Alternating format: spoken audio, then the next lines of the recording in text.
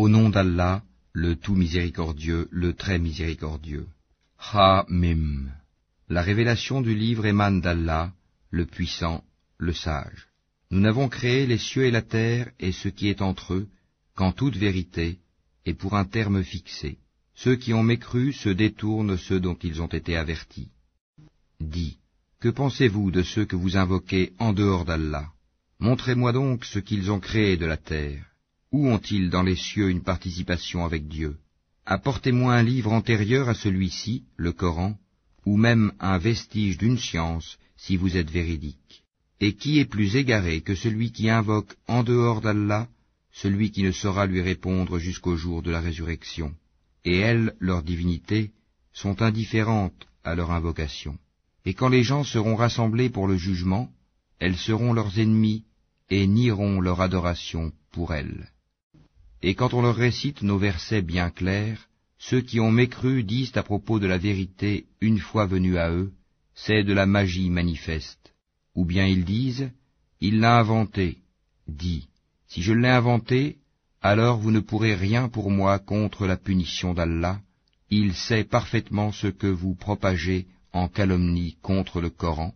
Allah est suffisant comme témoin entre moi et vous, et c'est lui le pardonneur, le très miséricordieux.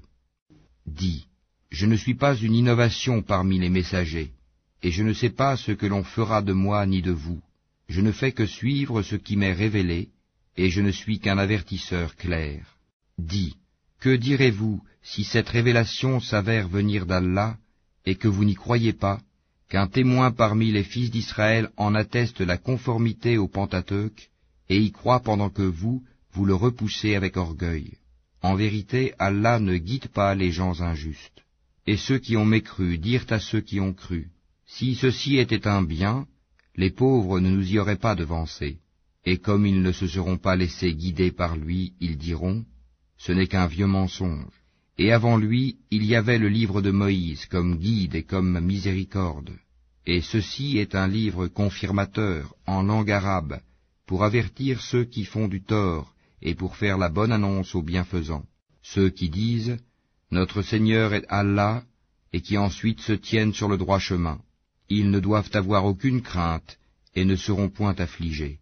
Ceux-là sont les gens du paradis, où ils demeureront éternellement, en récompense de ce qu'ils faisaient. Et nous avons enjoint à l'homme de la bonté envers ses pères et mères. Sa mère l'a péniblement porté et en a péniblement accouché. Et sa gestation et sevrage durent 30 mois.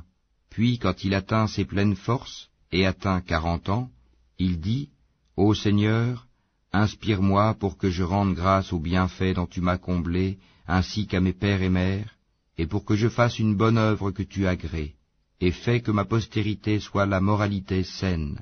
Je me repens à toi, et je suis du nombre des soumis. Ce sont ceux-là dont nous acceptons le meilleur de ce qu'ils œuvrent, et passons sur leurs méfaits. Ils seront parmi les gens du paradis, selon la promesse véridique qui leur était faite. Quant à celui qui dit à ses pères et mères, « Fille de vous deux, me promettez-vous qu'on me fera sortir de terre alors que des générations avant moi ont passé ?»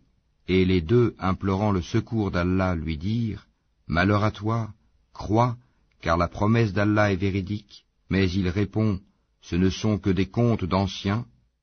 Ce sont ceux-là qui ont mérité la sentence prescrite en même temps que des communautés déjà passées avant eux parmi les djinns et les hommes. Ils étaient réellement perdants.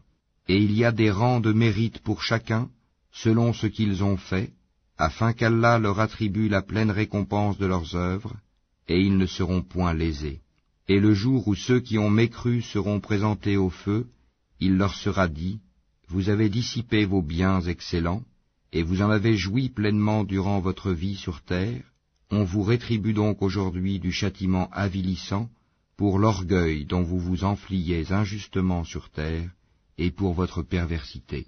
Et rappelle-toi le frère des Had, Houd, quand il avertit son peuple à Al-Hakaf, alors qu'avant et après lui des avertisseurs sont passés en disant « N'adorez qu'Allah, je crains pour vous le châtiment d'un jour terrible. » Ils dirent « Es-tu venu à nous pour nous détourner de nos divinités?